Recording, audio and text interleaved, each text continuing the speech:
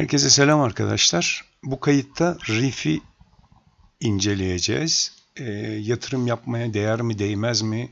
Veyahut hangi stratejiyi güderek RIF'te alım yapabiliriz, satım yapabiliriz veya alıp bekler miyiz boğa bitene kadar? Onların peşine düşeceğiz. Videoya başlamadan önce bu videoya denk gelmişsen diğer videoları da takip edebilirsin. Kriptoda av mevsimi videolarımız gayet faydalı olduğunu düşünüyoruz. Çünkü taban formasyonlar arıyoruz ve önümüzdeki dönemde çok prim yapacağını düşündüğümüz o tabanda oluşan maliyetlerden dolayı toplandığını düşündüğümüz, balinalar tarafından toplandığını düşündüğümüz coinleri avlamaya çalıştık. Onları da izle, videoyu beğenmeyi, kanalı takip etmeyi de unutma. Böyle tek tek, ikili bir sürü değerlendirmemiz, analizimiz var. Ve hiç kimseye hiçbir coin'i empoze etmiyoruz. Sadece inceliyoruz ve kendi fikrimizi söylüyoruz. Senin fikrin senin, benim fikrim benim. Kimseyi FOMO'lamaya çalışmıyoruz. Tam aksine uzun vadeli yatırım yapmaya insanları teşvik ediyoruz ki uzun vadeli yatırım yapan herkesin bir gün gelip kazanacağını düşünüyoruz. Öbür türlü aradaki al satlarla paranızı bitirmenizi istemiyoruz. Çünkü o çok ustalık isteyen bir iş olduğu için hiç girmeye gerek yok. Ben bu tip coinlerin teknik analizine bakıyorum arkadaşlar. Eğer temel analiz ihtiyacınız varsa da hiçbir bağlantım yok arkadaşlarla. Çok güzel bir çalışma yapıyorlar. Kripto Ofis'ten. Ben de buradan temel analizle ilgili merak ettiğim şeyleri bu kanaldan öğreniyorum. Buraya da abone olmayı unutmayın. Çok faydalı bilgiler veriyorlar. Başarılar diliyorum kendilerine. Çok teşekkür ediyorum böyle bir kanal açtıkları için ve bizi bilgilendirdikleri için. Şimdi dönelim RIF'e. RIF'in günlük grafikte bakıyoruz RIF'e. Buraya bakmadan önce her zaman olduğu gibi gidip bir CoinMarketCap'te RIF'in arz durumunu ve tüm grafiğini görmeye çalışıyoruz. Tüm grafiği burada. En düşük dibi nerede yapmış? 1.11.2021. Güzel de bir tarihmiş. 1.11.2021. Pardon. Şimdi buraya dönelim.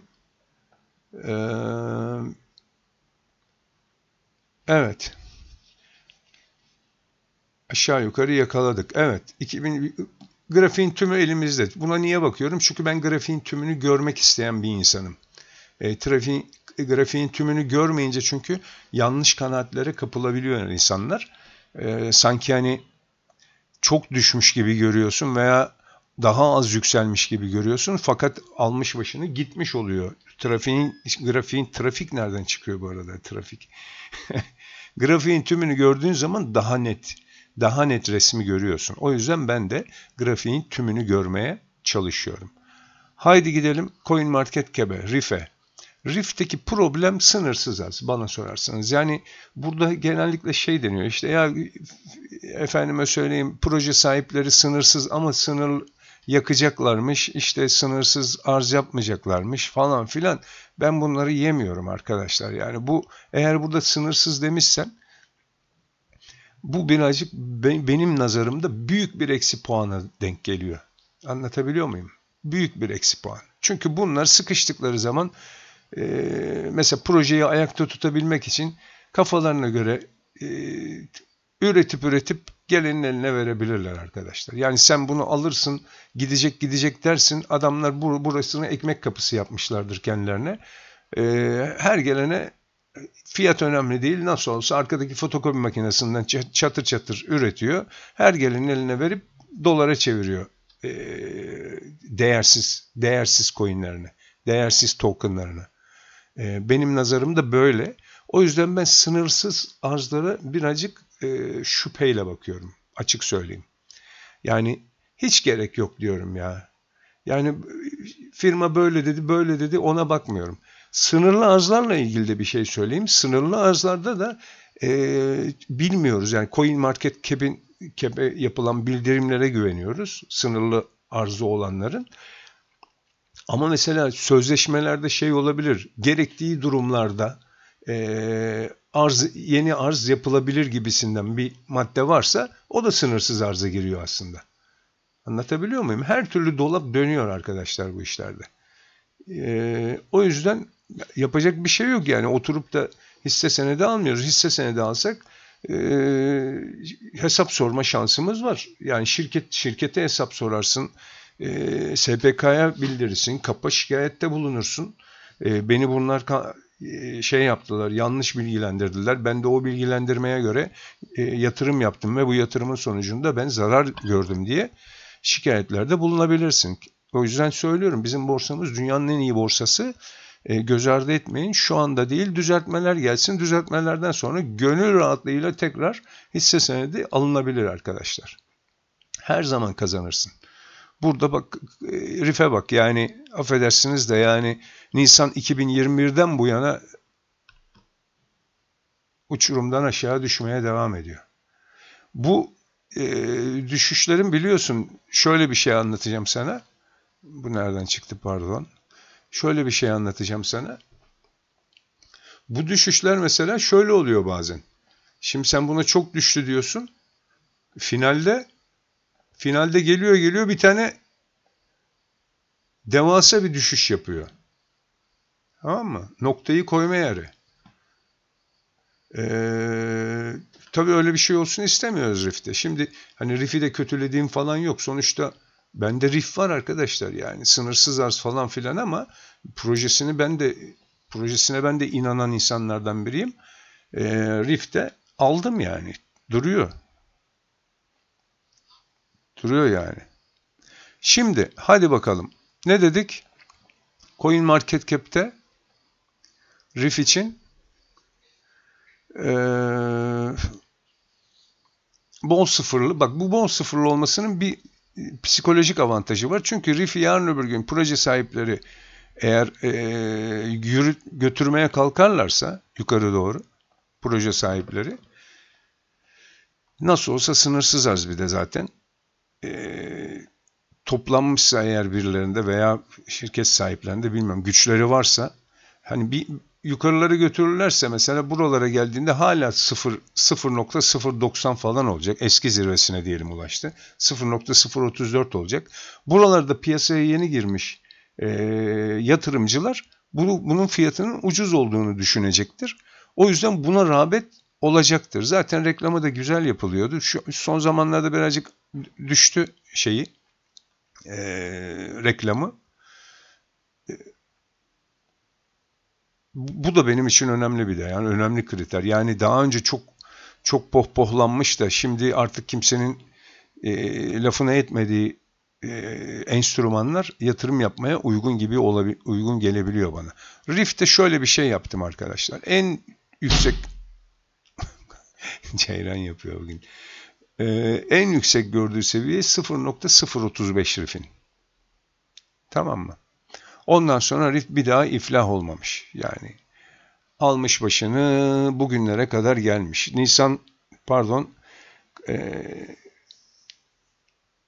Kasım 2021'den bugüne geldik arkadaşlar. 1-2 seneye doğru geliyoruz. 2 sene. 2 sene aslında o kadar uzun bir süre değil bu işlerde. Yani düzeltmelerde o kadar 2 sene uzun bir süre değil. Ama zaten bu daha önce boğa görmediği için, yani şimdi şey diyorsun, hani daha önceki boğada %20.000, %40.000 yapmış. 2021 boğasında bahsediyorum. Bazı enstrümanların düzeltmesi gayet doğal görüyorsun da, ya sen bir şey yapmamışsın zaten, neyin düzeltmesini yapıyorsun diyorsun böyle durumlarda. Değil mi? Neyin düzeltmesi bu? Zaten ortada bir şey yok.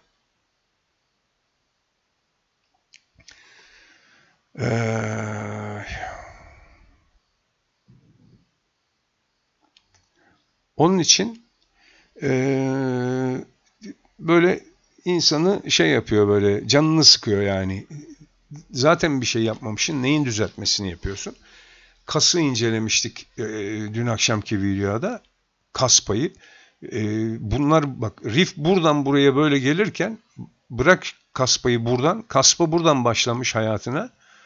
Buradan buraya riff tepe taklak aşağı gelirken Kaspa buradan yukarı %20.000 yapmış arkadaşlar bu piyasada. Yani ki bir de daha Binance'da falan listelenmemiş. Yani o da iyi proje ama o gerçekten iyi projeymiş demek ki. Bu o kadar iyi proje değilmiş. Yapmaya çalıştığı şey gerçekten önemli ve kimsenin cesaret edemeyeceği bir amacı var Riff'in. Ama demek ki işler yolunda gitmiyor.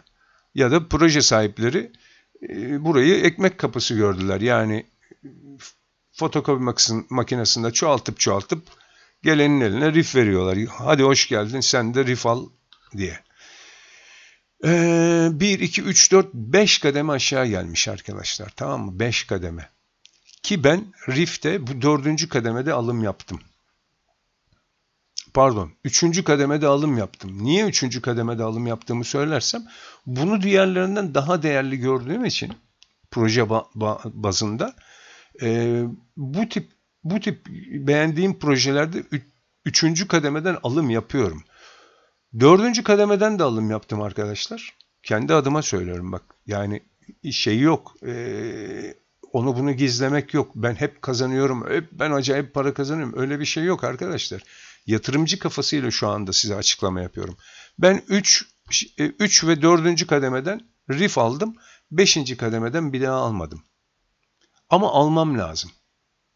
Yani şu 5. kademeyi görsün, oradan da almam lazım. Çünkü benim sistemimde kademeli alım uzun vadeli. Çünkü Riff'i uzun vadede tutulması gereken bir enstrüman olarak gördüğüm için, Riff'te uzun vadeli alım yaptığım için 3 kademeden alım yapmaya çalışıyorum. Yani ben normalde Riff'te diğer shitcoin muamelesi yapsaydım Riff'e ki yapmak gerekiyormuş açıkça söyleyeyim. Daha ilk alımı 5. kademeden yapıyor olmam gerekiyordu. Yani 5, 6, 7. 5, 6, 7. kademelerden alım yaparım. Altına bir daha bakmam Riff'e. Ben aldım abi 3 kademeden. 3 kademe geldi benim elime. Bir daha da beni ilgilendirmez Riff. Artık Riff yukarı gidecek ki bana para kazandıracak. Yeter, ben Riff'e verdiğim desteği verdim derim. Ki ben bu Riff'e shitcoin muamelesi yapmadım. Gerçekten iyi proje muamelesi yaptığım için 3 ve 4'ten alımımı yaptım. Bak ne zaman yaptım alımımı? Mayıs 2022'de almışım ilk alımımı. Unuttum, koydum duruyor. Burada da aldım. Tamam mı? Şimdi buralara gelmek üzere, yani şurada gelmemiş. Yani unuttum bir de arkadaşlar. Açıkça söyleyeyim, ben Riff'e dönüp de bir daha Riff'e bakmadım ya. Aldım. Bak 3. kademeyi unutmuşum. Ama 3. kademeden de almak zorundayım. Çünkü benim sistemime göre 3 kademe almak zorundayım. Yatırım yapmışım. Çünkü 3 kademe eğer gelirse sevine sevine 3. kademeden alırım. Ama Riff bundan sonra buradan aşağı devam eder. Efendim söyleyeyim 5, 6, 7 6, 7, 8. kademelere doğru düşüşe devam ederse benim işim artık Riff'li olmaz. Ben 3 kademe Riff'te yatırımımı yaptım. Bir sürü altcoin'de yaptığım gibi Riff'te de yatırımımı yaptım. Ondan sonrası beni ilgilendirmez. Artık Riff bir kusura bakmasın yukarı gidecek yani. Bir şekilde yukarı gidecek. Gitmezse de ne diyoruz? Lanet olsun Riff'e diyoruz. Değil mi? Giderse de Riff. Öyle bu işler arkadaşlar. Kazandırırsa iyi, kazandırmazsa kötü. Eğer 200 günlüğe göre işlem açıyorsan Riff'te, tamam mı? Bu 200 günlük hareketli ortalamamız bizim şeyimiz bu. Ne derler? Referans hareketli ortalamamız. Yani bu bizim için büyük bir referans. 200 günlük hareketli ortalamaya göre işlem açıyorsan şurada bir üstüne atmış, aldırmış sana, tekrar altına atmış, devam ediyor. Short pozisyon devam ediyor. Yani eğer 200 günlüğe göre işlem yapıyorsan Riff canavar gibi sana Ekim 2022'den bu yana short'ta devam ettiriyor seni. Bak hiç işlem yaptırmıyor. Ki o yönden de grafik bazlı bakarsan da çok temiz, 200 günlüğe çok güzel riayet eden bir enstrüman. Seviyorum ben böyle şeyleri. Ya 200 günlüğe riayet eden temiz grafikli enstrümanlara bayılıyorum. Benim 200 günlük alım listemde, alım satım listemde var mı RIF? Yok açıkçası. Ben sadece RIF'te kademeli alım stratejisi gidiyorum. Yani 3 kademe alırım, ondan sonra uzun vade tutarım elimde. Belli kar alma noktalarım var ki eğer kademeli alım stratejisi gidiyorsam bunlar yakın yerler değil, çok uzakta. Yani en son aldığım kademe, gelen kademe de dahil eski zirveyi görmeden hiçbir şeyi vermem. Yani bu yatırım, kademeli yatırım stratejim bu. Eski zirvesini görecek, orada bir vereyim mi vermeyeyim mi diye orada bakacağım. Ki veririm. Yani eski zirvesini gördüğü yerde ben bayağı bir kar alırım, çıkarım. Geri kalanını da bırakırım, bakalım nereye kadar gidecek diye. Kademeli. 200 günlük listemde benim yok. Sen alabilirsin çünkü çok temiz duruyor 200 günlüğe göre. 200 günlüğe göre işlem açıyorsan. Kısa vadeli ortalamaya göre işlem açıyorsan gerçekten onda da çok güzel temiz duruyor. Yani çok güzel para kazandırmış. Şuranın güzelliğine bakın ya. Şu kısa vadeli ortalamaya göre bile çok güzel para kazandırmış. Her türlü güzel yani. Ama ben bu kısa vadeli ortalamaya göre sadece 2 tane enstrümanla işlem yaparım. Öyle 50 taneye şeyimiz yetmez. Ne derler? Vaktimiz yetmez. Kafamız kaldırmaz. O yüzden en fazla 2 tane göre o kısa ortalamaya göre işlem açarım. Daha kısa vadeli, daha küçük karlar. Orada da değişkendir kendi adıma şeylerim. Yani Near'da bir ara işlem yapıyordum. Near'dan çıktım. Efendime söyleyeyim, Shiba'da yaptım. Son zamanlarda Link'te, Phil'de, ondan sonracığıma Ripple'da, bir tane daha vardı. Philcoin'de. Bunlarla şey yapıyorum ama hepsini bir anda değil. Sadece bir tanesinde. En fazla 2 tanesinde. Çünkü yetişmek çok zor arkadaşlar. Yani hangi birine bakacaksın? 200 günlük listemde 20 tane var. Onlara mı bakacağım 4 saatte bir? Kısaya mı bakacağım? Bir de petrolde daha da kısa, yani 15-20 dakikalık işlemler açıyorum petrol piyasası başladığında. 3'ten sonra hangi birine yetişeceğim? Öyle bir biyonik adam değilim yani. Ama finalde söylüyorum size, her zaman söylüyorum. Uzun vadeli, yani kademeli alım sistemine göre işlem açan herkes para kazanır. Kazanmama ihtimali yok. Çünkü tek RIF'te olmayacaksın. En az burada 10-15 tane enstrümana yatırım yapacağın için bir yerden sonra mutlaka senin yüzünü güldürecektir. Yani yarısı güldürse zaten yeter arkadaşlar. Yarısı güldürsün yeter. RIF'teki durumu anlatabildim mi? Yani kademeli alıma göre eğer bunu shitcoin'miş, yani ben normal altcoin, projesi sağlam altcoin muamelesi yaptım. 3. kademeden ilk alımımı yaptım. 4'te yaptım. 5'te de yapacağım. Bir daha RIF benim için yok yalnız. RIF aşağı gelmeye devam ederse ben RIF'te bir daha alım yapmam. Başka bir şeylere bakarız. 1 numaralı kuralımız ne? Kasa yönetimi, risk yönetimi, yeme içme, bunlara çalış. Tamam mı? Tek bir şeyin olacak burada. Çok önemli bir efendime söyleyeyim, ne derler? Avantaj, kendin için avantaj. Kurşunun bitmeyecek şekilde yatırım yapacaksın. Ne olursa olsun kurşunun bitmeyecek. Kurşunun biterse zaten kaldın yani. Oturur beklersin, tırnaklarını yersin. Kurşunun bitmediği sürece çok daha iyi fırsatlar yakalayıp çok daha iyi fiyatlardan enstrümanları, uzun vadeli yatırım yapabilirsin. RIF'teki durum bu arkadaşlar. Güzel proje, hiç şey demiyorum. Güzel proje, ben de çünkü aldım. Kripto Ofis kanalından temel analizleri inceleyebilirsin. Ben de oradan bakıyorum, sağ olsunlar. Bir sponsorluğum, bir şeyim yok, tanımam etmem. Daha yani hep izliyorum. Daha bugün abone oldum. Sen de bizim kanala abone olmayı unutma. Biz de teknik analiz tarafından bakıyoruz. Uzun vadeli stratejimiz ne olabilir? 200 günlüğe göre mi, kısaya göre mi, uzun kademeli yatırım stratejisi mi, güderiz, gütmeyiz bilmiyorum. Telegram kanalımız ücretsiz. Ona da üye olabilirsin. Pek aktif kullanmıyorum. Genelde borsa ile ilgili arada bir paylaşımlar yapıyorum. Hangi birine yetişeceğim mi? Ben de bilmiyorum arkadaşlar. Bu videoları izleyip mantığı çözmeye çalış. Empoze yok. Oradan oraya gider, burayı kırarsa buradan öyle gider, burayı kırarsa oradan alır. Bak hiçbir şekilde şey söylemiyorum sana. Burayı kırarsa, orayı kırarsa ben de görüyorum arkadaşlar. Baktığım zaman her şeyi görüyorum ama kimseye empoze etmek, hayal satmak gibi bir derdimiz yok. Seni uzun vadeli yatırımcı yapmaya çalışıyoruz. Uzun vadede de para kazanacağını biliyoruz. Kısa vadeli şu dalgalanmaların içinde senin bütün paranı alırlar götürürler. O yüzden onlardan seni uzak tutmaya çalışıyoruz. Öyle biri isen ya yok ben basıyorum, alıyorum, P&L'imi paylaşıyorum falan isen zaten bu kanala hiç izlemene bile gerek yok bu videoları. Kanala falan abone de olma, yorum falan da atma zaten. Arada bir görüyorum öyle saçma sapan yorumlar atanları. Hiç gerek yok arkadaşlar. Bizi uğraştırma. Biz sana göre değiliz. Bu kanal sana göre değil. Bu kanal daha ayakları yere sağlam basan, doğru düzgün risk yönetimi yapan, doğru düzgün kasa yönetimi yapan arkadaşlara göre bir kanal. Tamam. Böyle devam edeceğiz. Kanala dediğim gibi abone olmayı, beğenmeyi, bildirimleri açmayı unutma. Sağlıcakla kal.